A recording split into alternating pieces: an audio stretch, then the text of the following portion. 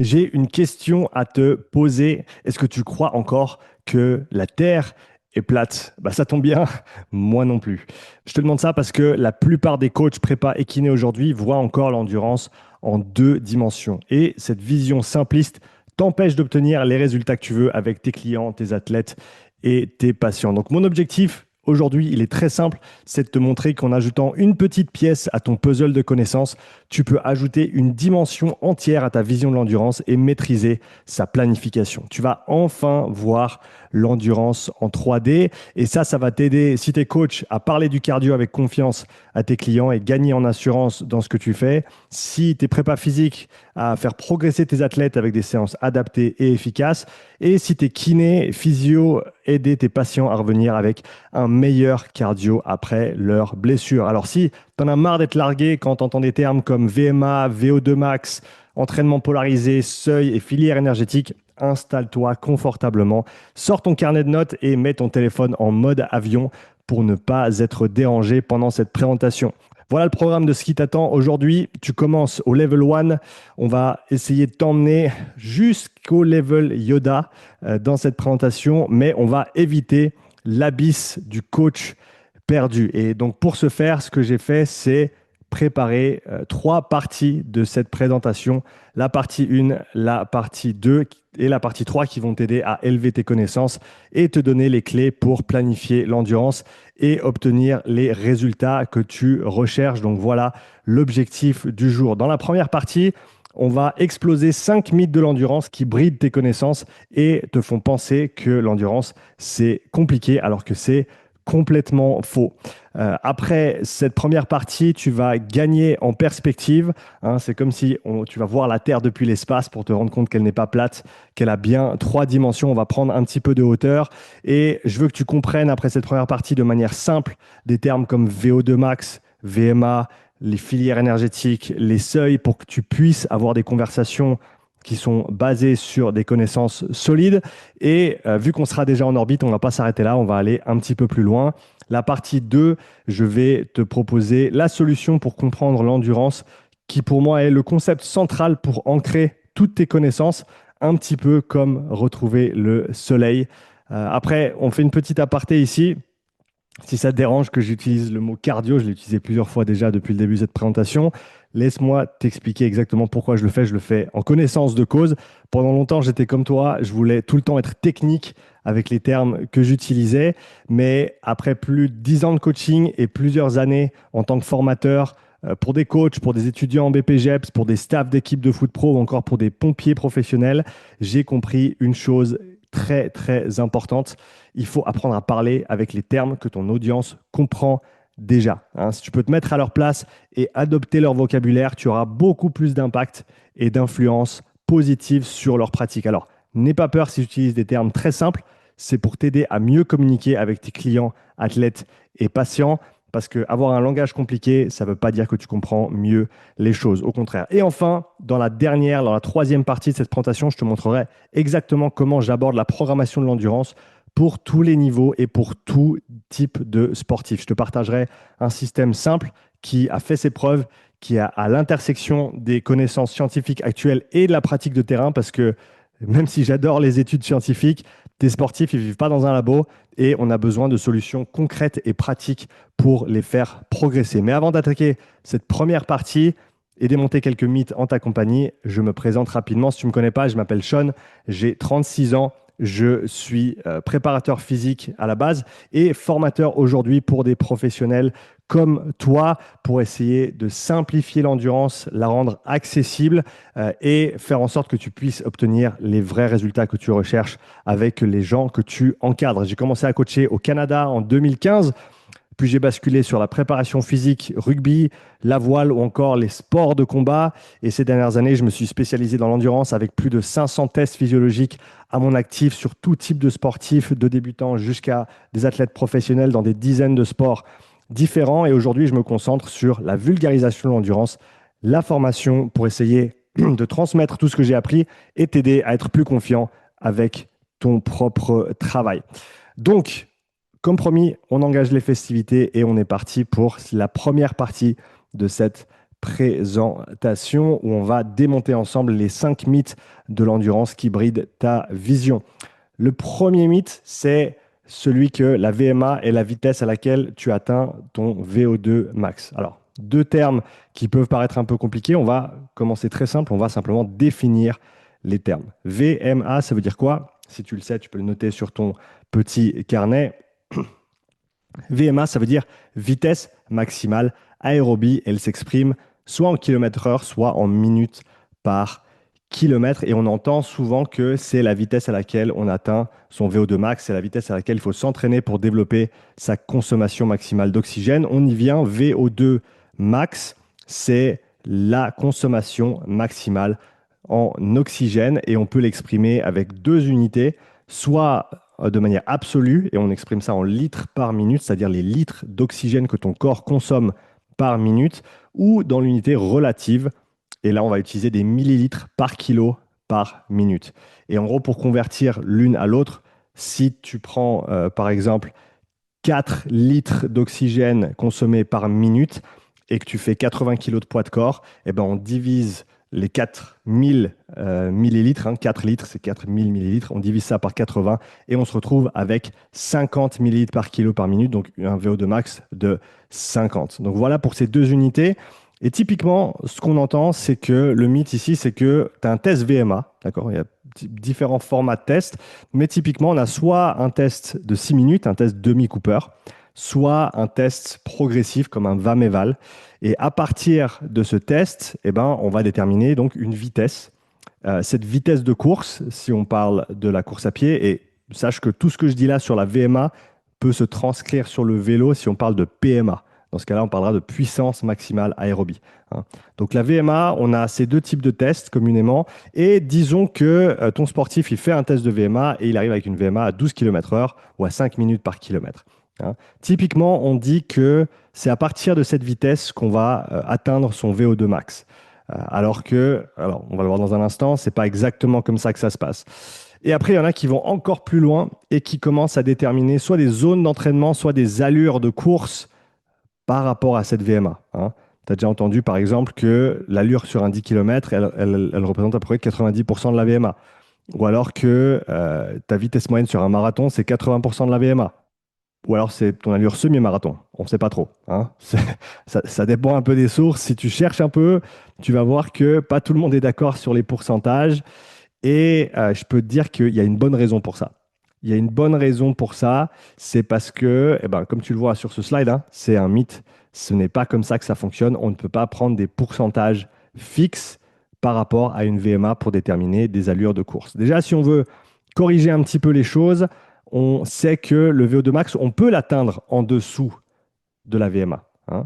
Parce que la VMA, c'est quoi? C'est un résultat de test. C'est le résultat de ton test de 6 minutes ou alors de ton test VAMEVAL, mais ce n'est pas une valeur physiologique. Et il faut donc comprendre ces termes, c'est pour ça que je les ai définis au début. VMA d'un côté, c'est une vitesse, c'est un résultat de test. VO2 max de l'autre, c'est une quantité d'oxygène qui est consommée. Et je te garantis que tu peux atteindre ton VO2 max en dessous de ta VMA. Donc si on se met 5%, peut-être pour certains 10% en dessous de sa VMA, tu vas quand même atteindre ton VO2 max, exprimer ta consommation maximale d'oxygène. Et le gros problème avec le fait d'essayer de déterminer des allures de course par rapport à une VMA, c'est que ça ne fonctionne pas. Les pourcentages fixes de VMA ne sont pas fiables pour estimer des performances individuelles pour la simple et bonne raison qu'on n'est pas tous fait pareil. Et ça, c'est une première clé d'apprentissage ici dans cette présentation qui, à mon avis, est complètement sous-estimée. On passe quasiment tous à côté. Moi, je suis passé à côté pendant longtemps. C'est le profil individuel. Et si tu regardes ce qui se passe véritablement sur le terrain, tu verras que quelqu'un qui a un profil puissant, pour un 10 km, par exemple, il aura des pourcentages de VMA plus bas que quelqu'un qui a un profil plutôt endurant. Le profil puissant a plus de masse musculaire, plus de fibres rapides, on peut les appeler. Le profil endurant a plus de fibres lentes, les fibres de type 1. Et on voit qu'on a cette fourchette au final de pourcentage de VMA selon le profil de la personne, selon son niveau d'entraînement, selon son passé sportif. Et ça, c'est tous des éléments qu'il faut prendre en compte. Et un exemple de terrain très très simple ici, avec donc les tests physio dont je t'ai parlé avant. Tu peux voir ici, peut-être que tu en connais certains, peut-être que tu connais Florent, peut-être que tu connais Thomas de Training Therapy, peut-être que tu connais Thomas, un autre Thomas, Tonton Tom Tom, hein, grand athlète de Aerox en France. Eh ben, on a des résultats pour ces différents profils, pour ces différents sports qui sont différents. Et on doit considérer l'individu au centre de la programmation en endurance. On ne peut pas juste prendre un test VMA et ensuite prendre des pourcentages pareil pour tout le monde et dire voilà, ça c'est ta vitesse sur 10 km. Non, il faut déterminer de manière individuelle. Alors, tu n'as pas besoin de faire des tests poussés comme ça. Hein, c'est pas le but ici de la présentation de te dire il faut absolument que tu fasses des tests physio. Non, on peut s'en sortir avec des valeurs très très simples, des valeurs de terrain, mais il faut savoir lesquelles utiliser et les pourcentages de VMA ne sont pas celles-ci. D'accord? On passe au mythe suivant. L'entraînement polarisé est le meilleur modèle pour progresser en cardio. Alors, encore une fois, on définit un petit peu les termes ici. Qu'est-ce qu'une distribution polarisée? Alors, déjà, une distribution d'intensité, c'est la manière dont tu vas répartir les différents types d'intensité dans ta semaine d'entraînement ou dans ton bloc d'entraînement ou dans ton programme d'entraînement. Ici, en vert, tu as la basse intensité, en jaune, tu as la moyenne intensité, en rouge, tu as la haute intensité. On va revenir sur ces concepts dans la partie 2. Donc, s'ils ne sont pas clairs pour toi encore, t'en fais pas, on va clarifier tout ça. Et la distribution polarisée, typiquement, on dit qu'il y a une grande proportion de basse intensité, il y a une certaine quantité de haute intensité et très peu, voire pas du tout, de moyenne intensité entre les deux. Et on entend même parfois que ça, c'est des kilomètres qui vont être gâchés, c'est du travail qui fatigue mais qui t'apporte aucun résultat. C'est pas complètement vrai, mais c'est pas complètement faux non plus. C'est ce qu'on appelle une demi-vérité ici, hein. Et je crois savoir, en tout cas, je pense connaître une des sources de cette demi-vérité, hein. L'idée que faut pas s'entraîner à moyenne intensité, il faut s'entraîner soit dur, soit facile. Il y en a beaucoup qui parlent comme ça aujourd'hui, mais tu vas voir que c'est pas exactement comme ça. Mais pourquoi est-ce qu'on pense ça? Alors, un élément de réponse, eh ben, il faut se tourner vers une discipline qui n'est pas une discipline d'endurance à proprement parler, mais qui est du travail de sprint avec un coach extrêmement reconnu dans le domaine qui s'appelle Charlie Francis, qui est un coach de renommée internationale canadien, coach canadien qui a gagné un bon paquet de médailles avec les athlètes canadiens à l'époque, que ce soit au niveau national, international ou olympique. Et dans son modèle d'entraînement pour la vitesse, ce monsieur nous dit que la moyenne intensité, comme il l'appelle, donc des efforts entre ici 76 et 94% de ton meilleur temps sur un sprint donné, eh ben, cette moyenne intensité, comme il l'appelle, eh ben, elle est trop lente. Cette vitesse est trop lente pour améliorer ton sprint, ce qui est vraiment l'objectif des sprinteurs. Donc tu vas trop lentement avec cette moyenne intensité pour améliorer ton sprint. Et en plus de ça, il te faut plus de 24 heures pour récupérer d'une séance comme ça, parce qu'elle n'est pas facile, mais elle n'est pas super dure, mais elle n'est pas facile non plus. Et donc, lui, il élimine complètement cette, entre guillemets, moyenne intensité de son modèle d'entraînement, hein. Et je dirais que ça a du sens dans certains contextes, hein. Et dans ce contexte-là, ça peut avoir du sens. Mais si on parle de l'endurance au sens un petit peu plus large, ce qu'il faut comprendre, c'est qu'il n'y a pas qu'une seule option. Hein, comme on dit, quand tu n'as qu'un marteau, tout est un clou, ou tout ressemble à un clou. Si tu n'as que la distribution polarisée en tête, si tu as lu que c'était le meilleur moyen d'obtenir des résultats en endurance, si c'est comme ça qu'il faut s'entraîner, eh ben, tu vas appliquer ça partout et tout le temps. Alors que la réalité, c'est qu'il faut choisir la bonne distribution d'intensité selon le sportif, selon le sport, selon le moment de la saison, selon les objectifs, selon, en gros, le contexte. Le contexte va définir quelle distribution d'intensité il faut utiliser. Est-ce qu'il faut utiliser une distribution polarisée, comme on a vu, ou une distribution pyramidale, une distribution plutôt seuil, une distribution basse intensité, uniforme, sprint, haute intensité. Il y a plein d'options. Il faut connaître ces options et après, il faut choisir la bonne option pour la bonne personne. Donc voilà un petit peu l'envers du décor. Un exemple de terrain très concret. Claudia travaille avec nous, avec la team de coach et avec Max, qui est spécialiste course à pied depuis 2 ans maintenant, que Max a rejoint l'équipe, un peu plus de 2 ans. Et ils font un gros travail sur sa course à pied. Donc forcément, au début, elle avait une capacité à encaisser la course qui était assez faible. Donc pendant pendant 6 mois. Ils ont fait beaucoup de travail à basse intensité avec Claudia. Donc Max a planifié beaucoup de séances à basse intensité. Et ça lui a permis de développer une bonne capacité de course, une bonne capacité à encaisser le volume de course à pied. Et ensuite, ils sont passés sur une distribution plutôt pyramidale, c'est-à-dire basse plus moyenne intensité, avec très peu de haute intensité. Pourquoi? Parce qu'on n'avait pas nécessairement besoin tout de suite. On était en hors saison. Et plus proche des compétitions, on a basculé sur une distribution polarisée. Et là, on est arrivé avec forcément de la basse et de la haute intensité, vu qu'elle a besoin de pouvoir courir à haute intensité pour son sport du CrossFit, mais elle a aussi besoin de pouvoir accumuler du volume de qualité pour soutenir cette haute intensité, d'où la distribution polarisée. Donc voilà un exemple concret de l'application de cette idée. Troisième mythe pour cette première partie, la zone 2, c'est une fréquence cardiaque. On l'entend partout, on le voit partout. La fréquence cardiaque entre 60 et 70% de sa FC max. Passer du temps en zone 2, il faut être à la bonne fréquence cardiaque. Est-ce que je dois accélérer au début de ma sortie en vélo pour me mettre tout de suite dans la bonne zone 2? Qu'est-ce qui se passe si je suis à 150 BPM alors que je fais un footing et c'est très facile, mais ma montre me dit que je ne suis pas en zone 2? Tout le monde est focalisé sur cette zone de cardiaque. Et à mon avis, c'est quelque chose qui limite vraiment beaucoup de monde, hein, à tel point que certaines personnes se disent que s'ils font un entraînement en sprint, mais qu'ils ont des temps de repos adaptés et qu'ils ont la fréquence cardiaque qui reste dans la bonne zone 2, et ben c'est une séance de zone 2. Ou alors que si tu fais un circuit training en force, mais que tu gardes ta fréquence cardiaque en zone 2, que c'est une séance de zone 2. Avec ce rationnel-là, avec cette réflexion-là, on pourrait aller jusqu'à dire que si tu veux développer ton cardio, tu mets un film d'horreur à la télé et tant que tes BPM ils restent en zone 2, eh ben, tu travailles ta zone 2. Non, c'est pas comme ça que ça fonctionne. Ce qu'il faut comprendre, c'est que la zone 2, c'est un terme commun qu'on utilise pour décrire un entraînement de basse intensité, hein, cette case verte que tu as vue avant, on va y revenir après, sur une modalité cyclique, vélo, course à pied, rameur, etc.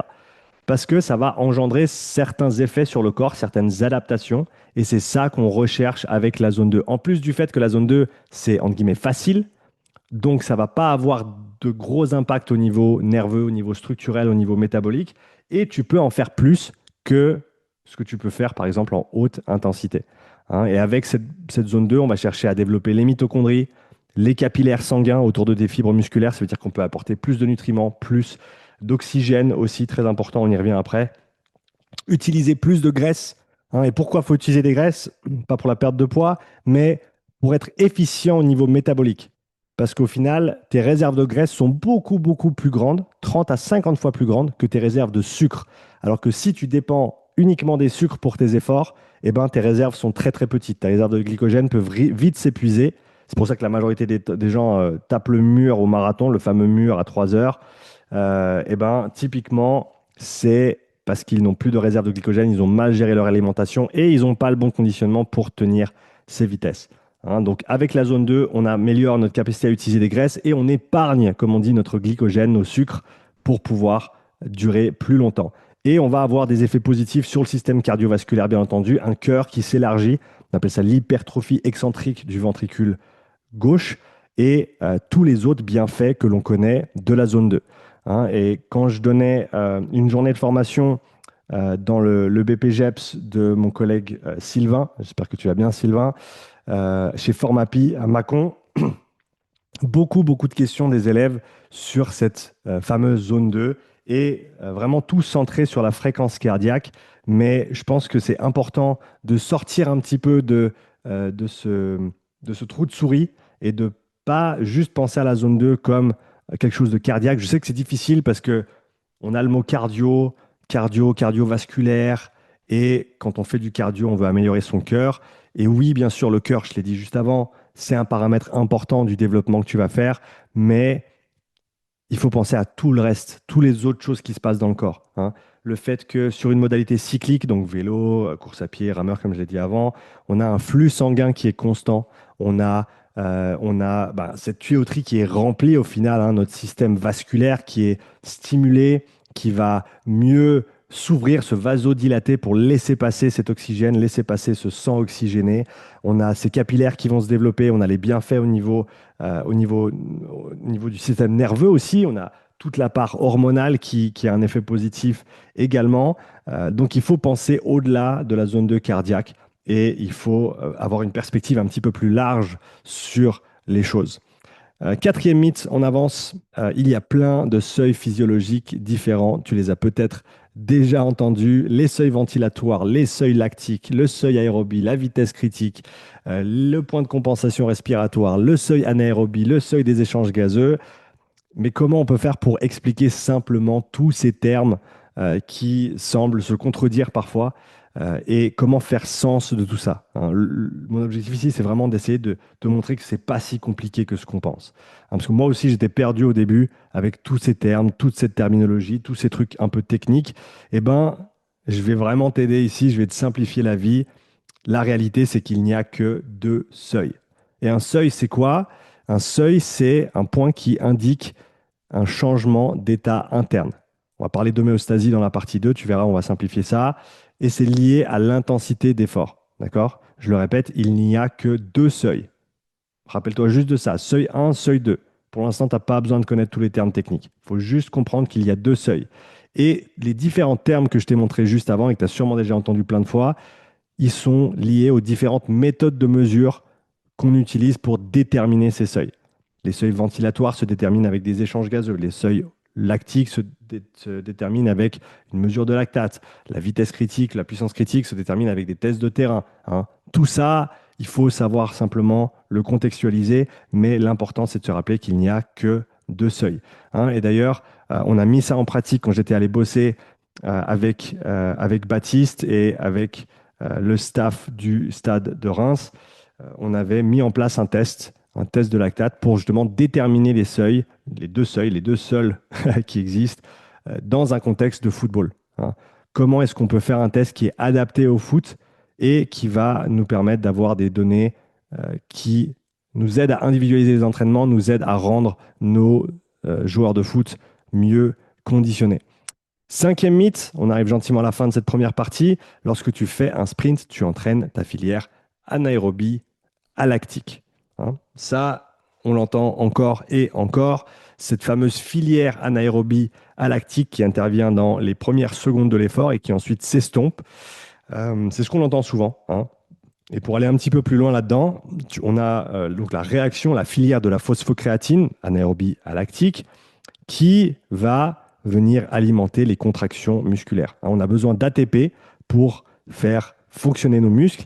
Et cet ATP, il nous vient de la réaction de la phosphocréatine, PCR plus ADP plus H+, et on va avoir cette réaction qui va nous donner de la créatine et de l'ATP, et cet ATP va alimenter les contractions musculaires. Et ce qu'on entend souvent, c'est que, en gros, tu vas utiliser ta phosphocréatine en premier, et quand on n'a plus, on va basculer sur la filière suivante, typiquement la filière glycolytique, anaérobie lactique, c'est ce qu'on entend souvent. Mais il s'avère que c'est pas exactement comme ça que ça se passe. Et ce qui est intéressant, c'est que ça, c'est pas nécessairement des connaissances qui sont toutes nouvelles, hein. C'est des connaissances qui ont plusieurs dizaines d'années pour certaines.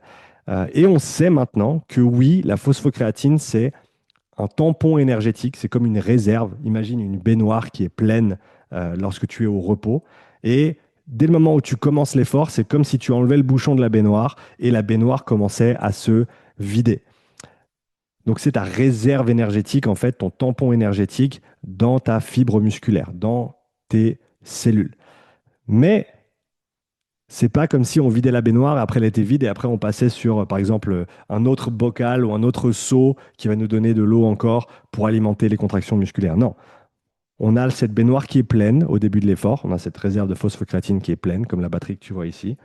Tu commences les contractions musculaires. Instantanément, cette baignoire va commencer à se vider, hein. On a enlevé le bouchon. Et l'eau qui sort de la baignoire, c'est en gros la réaction et c'est l'ATP qui va nourrir ces contractions musculaires.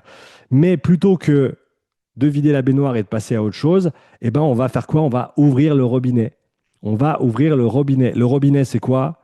Une fois que cette baignoire se vide un petit peu, ce robinet, c'est ta filière aérobie. c'est les mitochondries qui utilisent de l'oxygène. C'est un des seuls endroits dans le corps humain où tu peux utiliser l'oxygène à l'intérieur de tes mitochondries au travers de donc la filière aérobie ou la phosphorylation oxydative.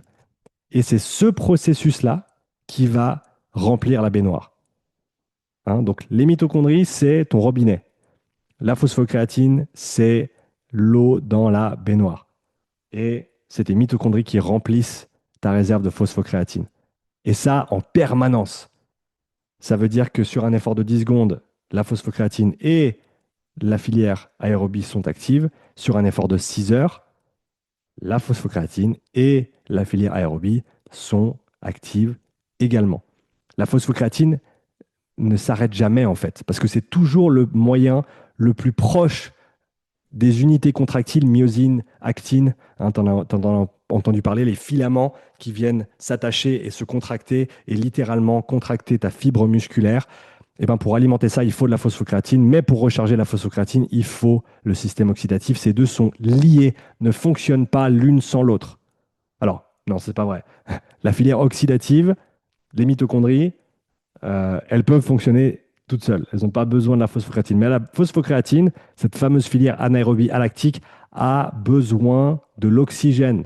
Si tu enlèves l'oxygène, il n'y a plus de phosphocréatine. Et d'ailleurs, pour remplir ton bain, une fois que tu as arrêté l'effort, une fois que tu as remis le bouchon dans ta baignoire, eh ben, c'est le robinet, la mitochondrie qui contribue à ça. D'accord? Donc, toute phosphocréatine, sur le papier, oui, elle est anaérobie lactique parce que elle n'a pas d'oxygène qui est impliqué dans la réaction et elle n'a pas de lactate qui est produit. Mais concrètement, sur le terrain, elle est aérobie, cette filière. Elle est dépendante de l'aérobie. Elle n'existe pas, elle ne fonctionne pas sans l'aérobie. Hein. Et donc, pour résumer, on peut dire que toutes les filières sont actives en dessous de 150 millisecondes et travaillent ensemble pour alimenter les contractions musculaires. Un autre exemple de terrain ici, je t'allais donner une formation à Prémanon, là où ils entraînent les meilleurs fondeurs français. Et je donnais une formation sur cet outil qui s'appelle le Moxie Monitor. Et ce Moxie, il nous permet de mesurer en temps réel l'utilisation de l'oxygène à l'intérieur du muscle. Super intéressant. Et ce que tu vois sur le graphique en bas, c'est différents intervalles que le collègue avait fait sur le tapis que tu vois derrière, sur la photo en haut à droite. Il s'y était collé sur les skis-roux, sur le grand tapis. Merci Jonas de m'avoir invité pour donner cette journée de formation. Et on voit donc l'oxygène qui descend durant les intervalles de 4 minutes et l'oxygène qui remonte durant la minute de repos. Et ça, c'est à l'intérieur même du muscle. Et tu vois qu'à haute intensité, tout à droite, il était monté jusqu'à 8 millimoles de lactate, un effort intense, et on voit que l'oxygène est utilisé instantanément. En gros, dès que la courbe commence à descendre, c'est que l'effort a commencé. L'oxygène est utilisé instantanément à l'intérieur du muscle. Hein, et donc va de pair avec cette fameuse phosphocréatine. Donc voilà les 5 mythes. Si on doit résumer, le premier, on peut dire simplement que la VMA est un résultat de test et pas une valeur physiologique. Il faut bien faire la distinction. Sur le deuxième point qu'on a vu, on dira que la meilleure distribution d'intensité est celle qui correspond au contexte dans lequel tu te trouves. Hein, toujours le contexte au centre de la conversation. Troisième point, la zone 2 est une intensité d'entraînement individuelle et propre à l'activité. Si tu es en vélo, si tu es en course à pied, ce n'est pas la même chose. Il faut savoir distinguer. Il n'y a que 2 seuils physiologiques. Hein. Très très simple. On va y revenir juste après, t'en fais pas. On va clarifier les choses là-dessus. Et finalement, toutes les filières sont actives en même temps. Aussi simple que ça. Le fait de penser aux filières ne va pas t'aider à planifier l'entraînement. D'accord ? Les comprendre, c'est une chose, c'est bien, c'est intéressant, moi j'adore ça, mais il ne faut pas penser à entraîner des filières.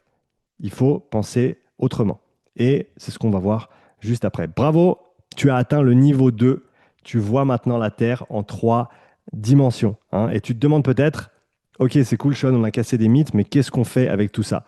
Parce que je parie que tous les termes que j'ai cités, qu'on a regardés ensemble, alors ils sont peut-être un petit peu plus clairs, je l'espère en tout cas pour toi, mais ils courent un petit peu partout dans ta tête comme des enfants sur une place de jeu. Hein.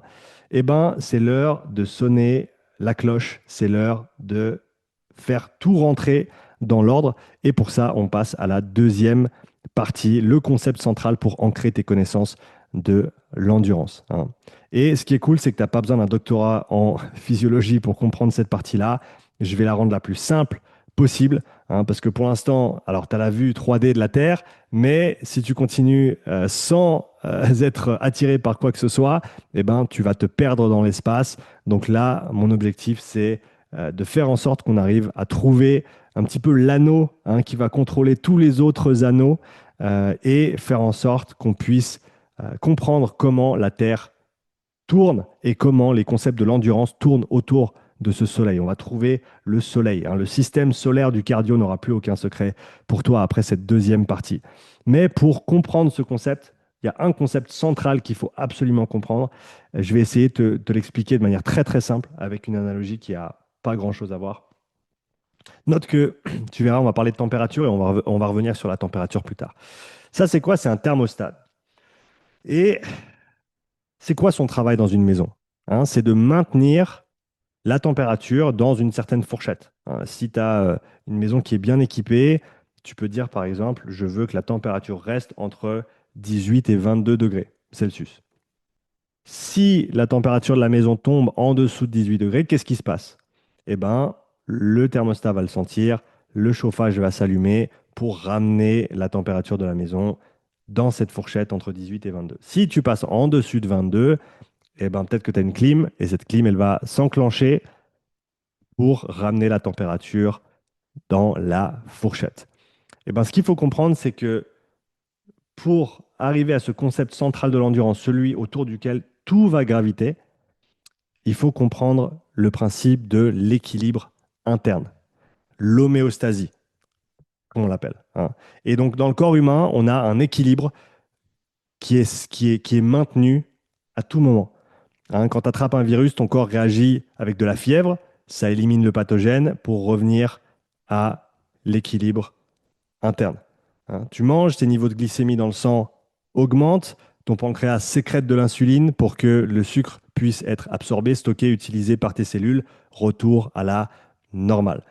Et si on parle d'un effort d'endurance, eh ben, tu peux tout comprendre via ce prisme de l'homéostasie. Parce que le corps, il est toujours en train d'essayer de revenir à l'équilibre, revenir à la normale, maintenir un certain pH, maintenir une certaine température, hein. Et en fait, l'endurance, c'est ça. Ce qu'il faut comprendre, c'est que, on a parlé des seuils tout à l'heure, je t'ai dit qu'il n'y avait que deux seuils, et bien là, on va parler du seuil numéro 2, hein. Ce deuxième seuil, c'est une démarcation importante, je dirais la démarcation la plus importante en termes d'équilibre métabolique.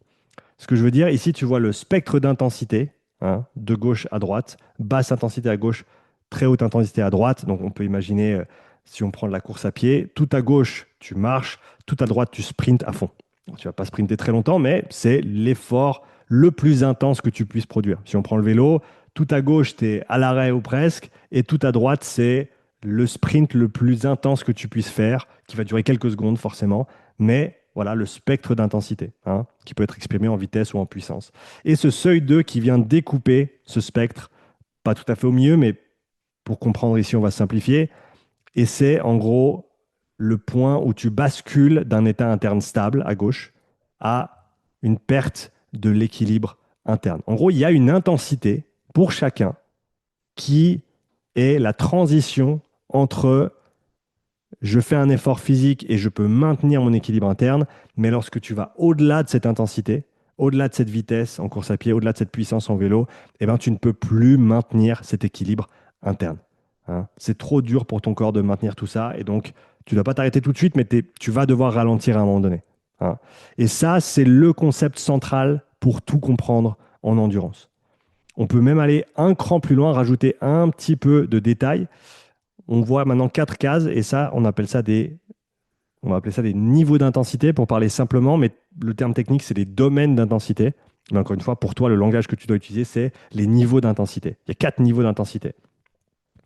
Et si on veut découper les deux en bas ici, la case verte et la case jaune, eh ben, on va se dire qu'il y a un équilibre, mais pas au même niveau.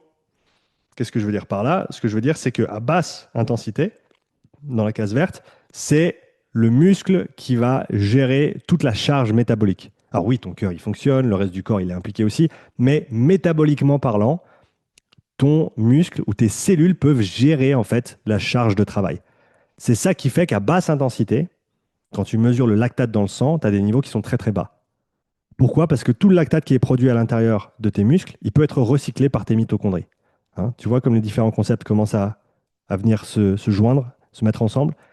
Lorsque tu sors de cette basse intensité, lorsque tu dépasses le premier seuil, hein, c'est la ligne qui va entre la case verte et la case jaune, quand tu dépasses le premier seuil, là, ton muscle, entre guillemets, est saturé, il ne peut plus tout absorber, tout recycler, donc le corps complet devient plus impliqué dans l'effort, on voit des valeurs de lactate qui augmentent, une consommation d'oxygène qui augmente, etc., etc.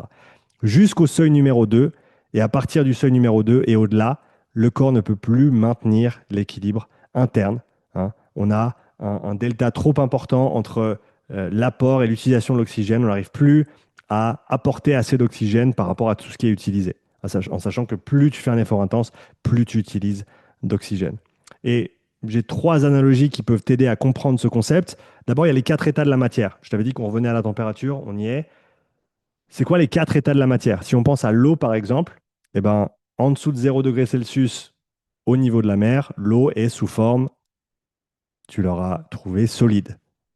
Lorsqu'on dépasse 0 degré Celsius, entre 0 et 100 techniquement, on est sous forme liquide. Lorsque tu dépasses 100 degrés, on est dans l'état gazeux. Et lorsqu'on arrive aux alentours des 16 000 degrés, hein, là où les électrons se détachent des noyaux, on a l'état du plasma. Ça, c'est les quatre états de la matière. Et donc, les quatre niveaux d'intensité, c'est un petit peu pareil. Le corps réagit différemment à différents niveaux d'intensité. On peut parler d'économie aussi. La basse intensité, c'est comme l'argent que tu gagnes de tes investissements immobiliers. Tu n'as pas grand-chose à faire, ça rentre. La moyenne intensité, c'est un peu comme le salaire. Il faut bosser un petit peu plus dur, il faut aller pointer au bureau, il faut faire le taf. La haute intensité, eh ben, c'est comme ta tirelire, c'est comme ton compte épargne. Et il n'est pas infini. Hein. Donc quand il n'y en a plus, il n'y en a plus. Et si tu passes un peu trop de temps dans le rouge là-haut, tu vas être à un moment donné être obligé de revenir dans le jaune pour remplir à nouveau tes réserves avec le salaire que tu gagnes chaque mois. Hein.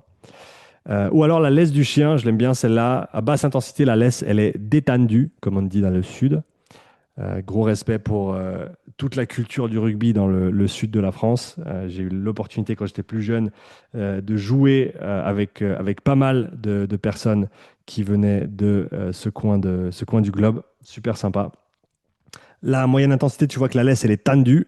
Et à haute intensité, tout fout le camp. Hein. Et donc ça, c'est une autre image pour essayer d'illustrer un petit peu ce concept.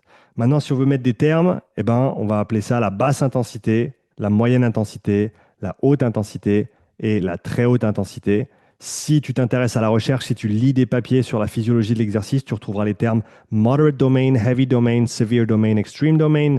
Ça, c'est les noms techniques pour ces différents niveaux d'intensité. C'est des choses qui peuvent se mesurer physiologiquement, hein, se départager physiologiquement.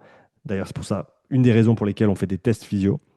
Et maintenant, si toi, tu veux parler de ça de manière très très simple, parce qu'à mon avis, c'est la meilleure manière d'aborder ça, on va dire qu'il y a un effort facile, un effort soutenu, un effort difficile et un effort très intense. D'accord? Ça, c'est les quatre niveaux d'intensité. Et ce qui est génial, c'est qu'avec ce spectre d'intensité, on peut ancrer tous les concepts qu'on a vus ensemble. Je te l'avais promis, le soleil, le centre de ton système solaire cardio. On va reprendre les points un à un. La VMA se trouve dans le domaine sévère. Hein. Un effort de 6 minutes ou alors un test progressif qui se termine à l'échec termine forcément quelque part dans cette haute intensité. Hein. Le VO2 max est atteint après un certain temps lorsqu'on se situe au-dessus du seuil 2. Hein. Donc dans le premier mythe, on avait vu que le VO2 max est atteint lorsque tu dépasses ta VMA. C'est faux. Ce qui est juste, c'est que tu atteins ton VO2 max lorsque tu dépasses le deuxième seuil. On se rappelle que le deuxième seuil, c'est quoi? C'est la transition entre un état interne stable et la perte de l'équilibre interne. D'où le fait que ta VO2, ta consommation d'oxygène continue à monter et on n'arrive pas à répondre à cette demande. Et si tu passes assez de temps dans cette haute intensité, tu vas atteindre le VO2 max, tu vas devoir ralentir ou t'arrêter. D'accord? Donc, c'est au-delà du deuxième seuil que le VO2 max est atteint. Alors, forcément, sur un effort d'une demi-heure, ça prendra plus longtemps d'atteindre son VO2 max que sur un effort de 3 minutes à fond. On est d'accord. Mais ce n'est qu'une histoire de temps. Si tu es dans le rouge, là, tu vas atteindre le VO2 max. L'entraînement à toutes les intensités est important pour le développement durable du sportif. Encore une fois, on n'a pas besoin de choisir, on n'a pas besoin de dire je veux ça ou ça. Non, je veux ça et ça. Après, la question c'est quand est-ce que j'utilise quelle intensité et pourquoi. Les deux seuils séparent les différents domaines au niveau d'intensité. Le premier seuil que tu vois à gauche et le deuxième seuil. Et on peut commencer maintenant à rattacher certains termes au seuil 1 et au seuil 2. Un seuil aérobie, premier seuil. Seuil anaérobie, deuxième seuil. SV2, LT2, donc seuil ventilatoire 2, seuil du lactate, lactate threshold 2, ça c'est le seuil 2. Hein. MLSS, vitesse critique, puissance critique, c'est le seuil 2. Seuil ventilatoire 1, seuil au lactate 1, bah, c'est le seuil 1. Encore une fois, il y a seuil 1 et il y a seuil 2. Aussi simple que ça. La zone 2, elle se trouve en dessous du premier seuil, dans le domaine modéré ou dans la basse intensité. Ça, c'est concrètement comment on définit la zone 2. Et finalement, un sprint active toutes les filières, mais recrute surtout beaucoup de masse musculaire et donc de fibres rapides. Hein. Et là, c'est vraiment un changement de perspective que je te propose qui, à mon avis, est beaucoup plus utile, beaucoup plus pratique pour la programmation, pour l'approche de l'endurance. Pas penser en filière. Pense en masse musculaire, pense en fibres musculaires. Parce qu'une fois que tu comprends ça, une fois que tu connais les différentes fibres et leurs différentes caractéristiques, là, on peut commencer à avoir des conversations intéressantes sur qu'est-ce qui se passe dans le corps, à quelle intensité, pourquoi et comment. Et comment on va programmer pour différentes adaptations, différents progrès, différents besoins de sportifs. Hein. On se reconcentre sur les fibres musculaires plutôt que les filières énergétiques. Bien joué, tu as trouvé ton soleil. On a complété le système solaire de tes connaissances. Et maintenant, on arrive sur la troisième partie où je vais te montrer le système pour programmer l'endurance et obtenir de vrais résultats. Hein. On est parti. Parce que toi, avant la présentation, c'était un peu difficile de répondre à la question. Combien de séances il faut faire pour progresser en cardio? Ça, je la reçois au moins 3 fois par semaine sur Instagram, cette question. Est-ce qu'il faut que je fasse 2 séances? Est-ce qu'il faut que je fasse 3 séances? Est-ce qu'il faut que je fasse 4 séances? Et j'espère qu'aujourd'hui, tu peux me répondre après avoir vu cette première et deuxième partie de la présentation. Et j'espère que tu es capable de me dire, ça dépend. Mais ça dépend de quoi? Ça dépend du contexte. Ça dépend du contexte et le contexte, il est composé de plusieurs éléments. Et pour moi, c'est ça le système pour planifier l'endurance, c'est comprendre le contexte, savoir l'analyser, savoir le décortiquer.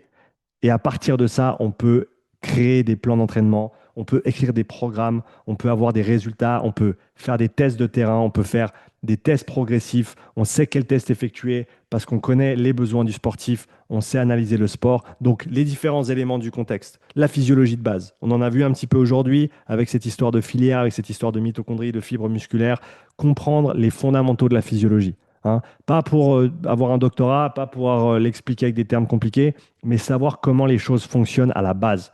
Hein. Savoir comment le cœur s'adapte à l'entraînement d'endurance. Comment est-ce qu'il s'adapte à l'endurance? Comment il s'adapte à la force? Hein. Comment est-ce que tes muscles s'adaptent à l'endurance? Et comment est-ce qu'ils s'adaptent à la force? Comment est-ce que les fibres lentes s'adaptent? Comment est-ce que les fibres rapides s'adaptent? Quel est le profil individuel de ton sportif, de ton client, de ton patient? Ça, c'est indispensable à comprendre. Hein. Il y a plusieurs facettes. Il y a plusieurs facettes, son passé sportif, sa typologie musculaire, ses activités actuelles. Et si tu comprends comment déterminer le profil individuel du sportif, tu as ton canevas de départ. Et c'est là-dessus que tu vas pouvoir planifier de manière concrète. Il faut comprendre les principes fondamentaux de la préparation physique, les 5 principes fondamentaux de la préparation physique qui tiennent tout le reste sur leurs épaules, comme on le voit ici. Hein. Il faut savoir analyser un sport, l'analyse de tâches. Comment est-ce que tu détermines les besoins en endurance ou en sprint ou en cardio pour une joueuse de tennis, pour quelqu'un qui fait du BMX, qui fait des efforts très intenses sur 60 secondes, pour un sport de combat qui fait peut-être 3 rounds de 3 minutes ou même 5 rounds de 5 minutes. Comment est-ce qu'on détermine les besoins? Comment est-ce qu'on utilise les différentes modalités d'entraînement? Quand choisir le vélo? Quand choisir le ski erg? Quand choisir l'éco-bike? Quand choisir la course? Quand choisir le rameur?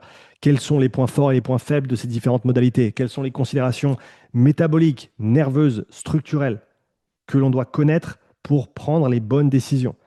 Je ne suis pas là pour te dire qu'il y en a un qui est meilleur que l'autre. Je suis là pour te dire que c'est des outils et il faut savoir comment choisir le bon outil. Il faut comprendre la planification.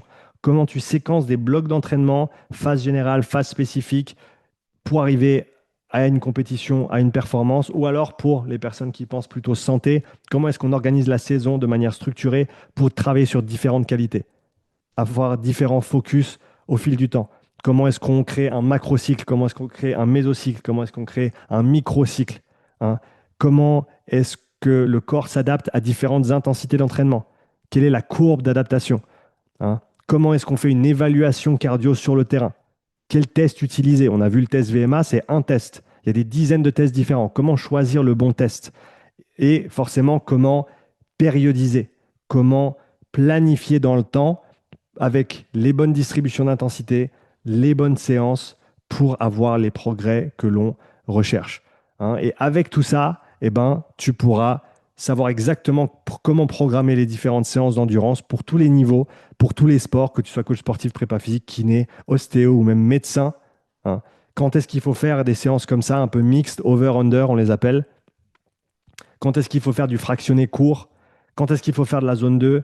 Quand est-ce qu'il faut faire des séances un petit peu plus extravagantes comme ça, hein? Savoir choisir la bonne séance pour le bon programme, pour la bonne personne. C'est ça qu'on veut. Et pour y arriver, je te propose de découvrir le Mastermind Endurance, la formation accompagnée sur 12 semaines que j'ouvre seulement 2 fois par an. C'est ma formation la plus aboutie à ce jour. C'est aussi ma préférée.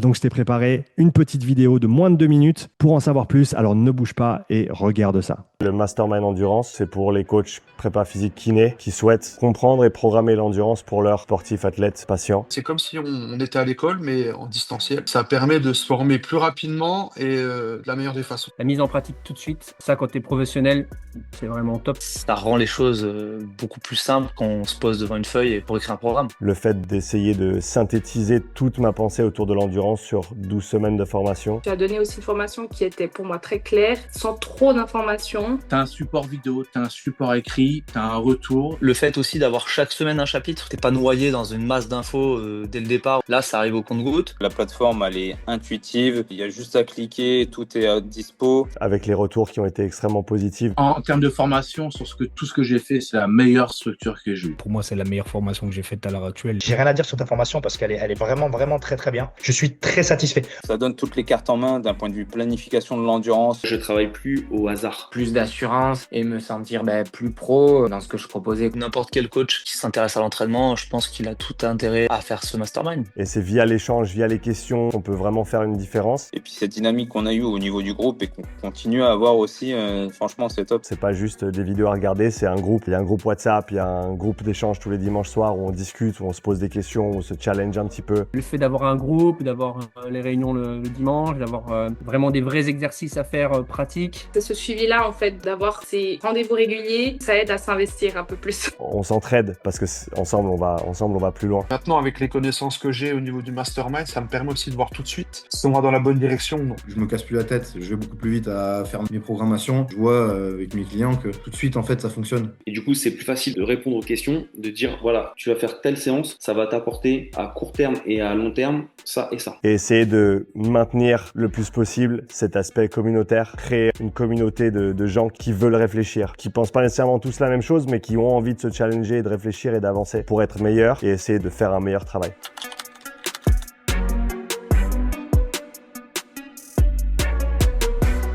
Donc pour résumer, le Mastermind Endurance, c'est une formation accessible à tous les professionnels du sport pour savoir programmer l'endurance. Une formule hybride avec un accompagnement unique en son genre. C'est à distance, mais on a des appels, on a un groupe WhatsApp, on a des échanges.